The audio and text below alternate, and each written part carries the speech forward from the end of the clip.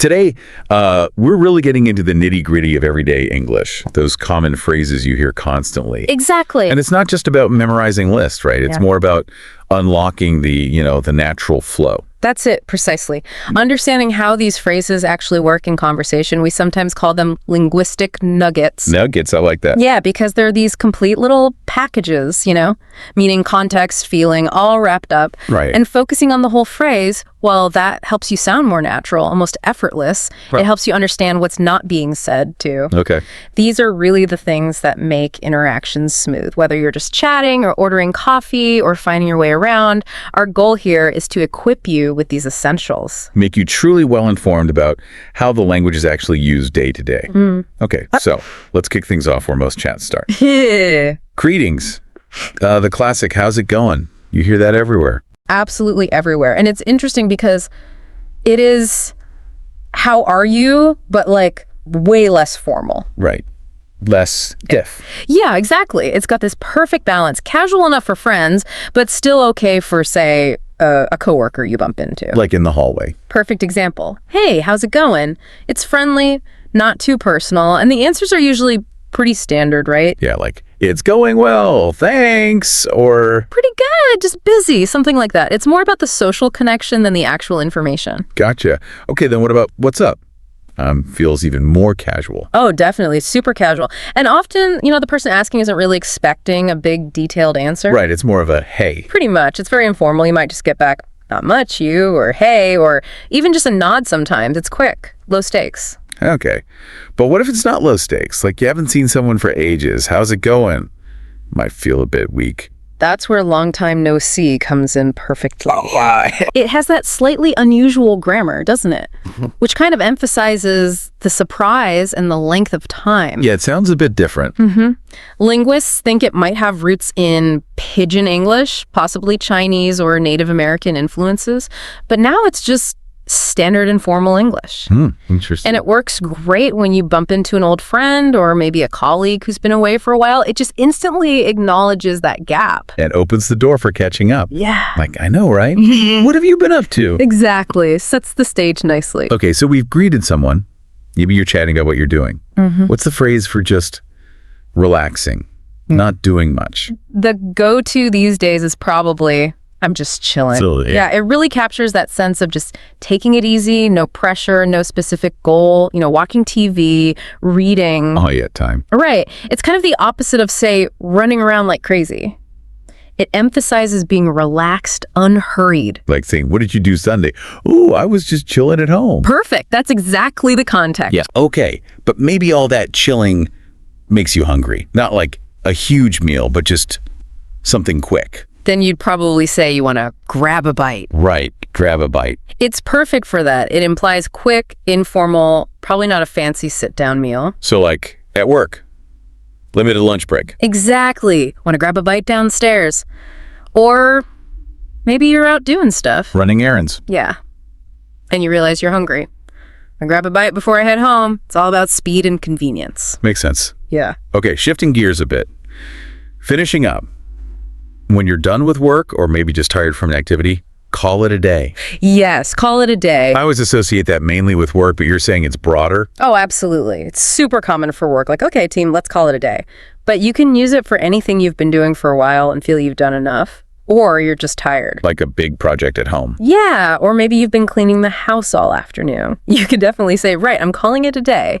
It just signals you're stopping that activity for now. Okay, I see. And sometimes, before you call it a day, you need to pause.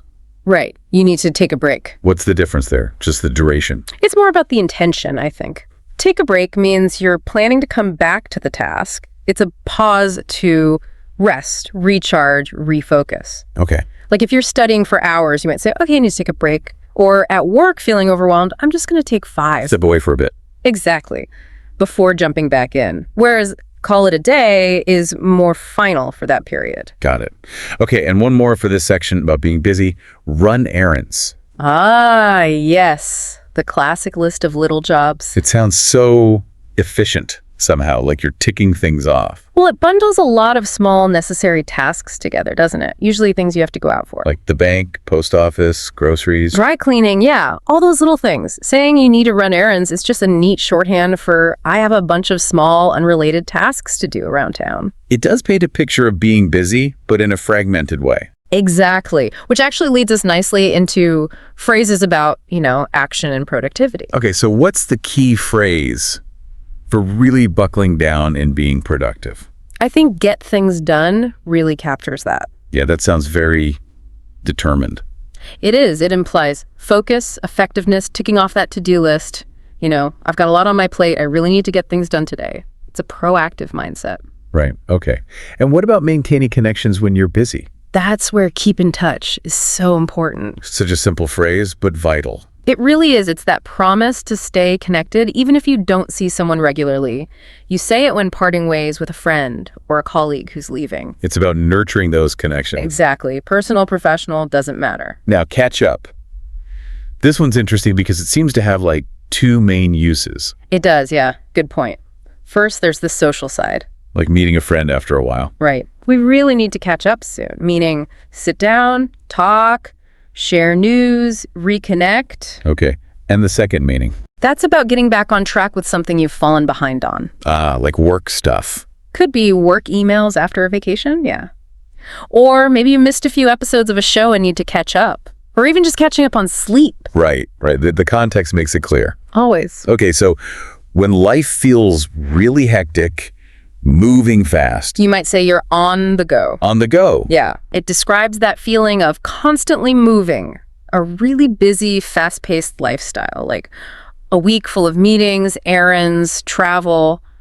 You're definitely on the go. Implies not much downtime. Very little. It often suggests you need to start things quickly, which brings us to... Get the ball rolling. I like that image. Me too. It's very active. It means initiating something, a project, a discussion, and giving it that first push so it starts moving forward. Like starting a new assignment. Yeah, let's get the ball rolling on this, or planning an event. Someone needs to get the ball rolling. It's about overcoming inertia, that crucial first step. And then, when it's time to finish up, say, a meeting or a task for the moment, you'd probably say, let's wrap it up. Wrap it up, okay. Yeah, it's a clear signal that things are drawing to a close. You hear it in meetings a lot. Okay, let's wrap it up for today. Or finishing a presentation. It means conclusion. Okay, that covers a lot of ground for action and communication. Now, what about challenges or just expressing how you feel? Right, because things aren't always smooth sailing. Exactly. So feeling a bit sick, but you don't want to give TMI. I'm feeling under the weather. The classic polite way. It really is. Apparently it comes from old sailing terms. Oh, really? Yeah, feeling sick from being on the weather bow of the ship, the side facing the bad weather. Anyway, it's perfect for calling in sick or canceling plans without getting into details. Sorry, I'm feeling a bit under the weather. Got it. Vague, but understood. Now, what if you're not sick? Just absolutely exhausted. Then you'd say, I'm beat. Beat. Yeah, that sounds tired. It implies real exhaustion, like you've been physically worn out after a marathon or a super long work day or maybe moving house. Man, I'm beat. More intense than just tired. Definitely. Okay. Then there's settle down. That one seems to have a couple of meanings too. It does, yes. Depends heavily on context. Like telling someone to calm down. Right. If someone's agitated or upset, you might say, hey, settle down, it'll be okay. Trying to bring calm to the situation. Okay. And the other meaning? That's about lifestyle. Establishing roots, stability. Like after traveling a lot? Exactly. Or maybe after years of focusing just on career. Someone might say, I think I'm ready to settle down now, meaning they want a more stable life, maybe a home, family. So reaching stability after kind of wandering or being unsettled. That's the core idea in both meanings. Yeah, finding equilibrium. Okay. Now, what if you and someone else are facing the same difficulty? Then you're in the same boat. I like that one. Very visual. It is, isn't it? It means you're sharing the same unpleasant or difficult situation. Like, maybe you're both behind on a project deadline. Misery loves company. Maybe. It definitely builds a sense of solidarity, though. Shared struggle. Yeah, we're all in the same boat on this one. Right. Okay. But sometimes solidarity runs out. Patience wears thin. What's that final breaking point? That's when you say, that's the last straw. The last straw.